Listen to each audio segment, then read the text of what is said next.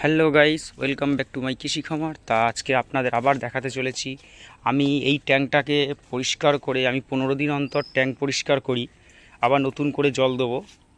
মাছ আছে কিছু, এখানে ব্রুড মাছ ছিল, আর কিছু মাছ আমি এই ড্রামে রেখেছি। তা এখান থেকে আউটলেট করে আপনাদের দেখানো হলো না, ঠিক আছে? তা দেখতে থাকুন।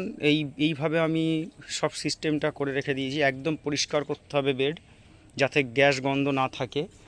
আর এইভাবে আমি জল দিই, ঠিক আছে? এইভাবে আমি আমার মেশিন আছে, একটা মেশিন দিয়ে জল দিই।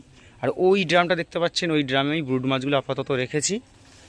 আর এইখানে এই বড় ট্যাঙ্কের মাছটা আমি কিছু এইখানে ছাড়বো। আর যেহেতু আমার রেনু ছাড়তে হবে, বড় রেনু, এইটা আমার তৈরি করতে হবে রেনুর, ঠিক আছে? তা ব্রুড আপনাদের দেখানোর জন্য এই আর কি। দেখুন, আমি কোনো কাদা বা কিছু আমি দিইনি। এইভাবেই আপনারা করবেন। আর আপনারা করবেন, আপনাদের সাহস ও ভরসা দিচ্ছি। আর আমার স্ক্রিনে দেওয়া নাম্বারে যোগাযোগ করবেন, অসুবিধা হলে আমাকে ফোন করবেন, অসুবিধা নেই। আর একটা কথা বলি, আপনারা বেকার বসে না থেকে বাড়িতে জায়গা অযথা না ফেলে, না নষ্ট করে ছোট্ট একটা ট্যাঙ্ক বানিয়ে আপনারা এই শিঙি মাগুর কালচার করতে পারেন। আশা করছি এর থেকে অনেকটা আপনাদের মুনাফা আসবে, ঠিক আছে?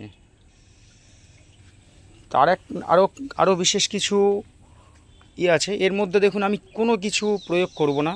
জাস্ট এবারে আমি এই ট্যাঙ্কটায় জল ভরে যতটুকুনি দেওয়ার ততটুকুনি আমি ভরে দেব। দিয়ে আমি চুন, পটাশ, নুন হালকা পরিমাণ, যতটা পরিমাণে দেওয়ার ততটা আমি দিয়ে দেব।